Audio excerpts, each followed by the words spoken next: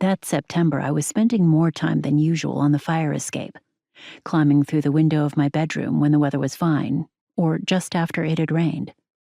The fire escape overlooked an empty lot, and on clear nights, the amalgamation of light from the street lamps, the LEDs and the neon signs, the apartment windows, the lines of ceiling strip fluorescents in empty office buildings, the cars and buses and trucks, and farther afield, the detrital glow of Delawarean and New Jerseyan industry and manufacturing failed to entirely obscure the stars.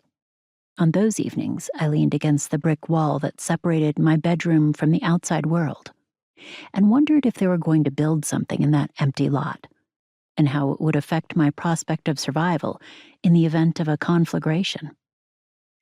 There was a Buddhist monastery below the apartment, and because I was afraid of startling or upsetting the monks if I appeared suddenly at their window, I had never descended the emergency stairs.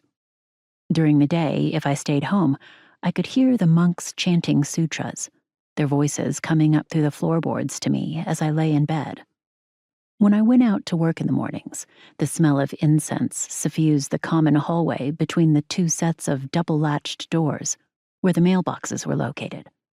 and I would stop in the anteroom, pretending to check for letters and bills if someone else was passing through, turning the small key in the lock without opening the door. If I was alone in the vestibule, I didn't need to perform the mail-checking pantomime and was able instead to stand in the quiet, inexplicably carpeted room, breathing in the scent of frankincense and cloves. Across the street was a kung fu academy led by an imperious man with a walrus mustache,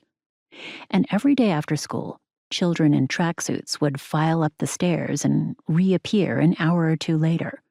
chattering and pummeling each other, their cheeks flushed, sweat plastering locks of damp hair to their small foreheads. I shared the apartment with a couple in their late 30s, and a rotating selection of youngish men starting out jobs in management consulting or finance, many of whom were the first in their families to attend college and were renting the room next to mine while they waited for a few weeks of paychecks to accumulate, after which they possessed enough cash and the requisite proof of employment to move out of Chinatown and rent a studio in a building with a doorman off Rittenhouse Square, or perhaps in one of the newer developments with large windows that faced the Schuylkill River.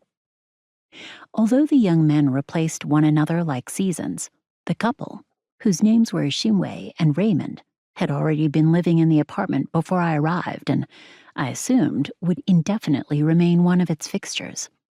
They were not the landlords, nor did they seem to have any special relationship with the landlord. They did not work in particularly low-paying fields. They were easy to live with, and they appeared sociable, friendly, and well-adjusted.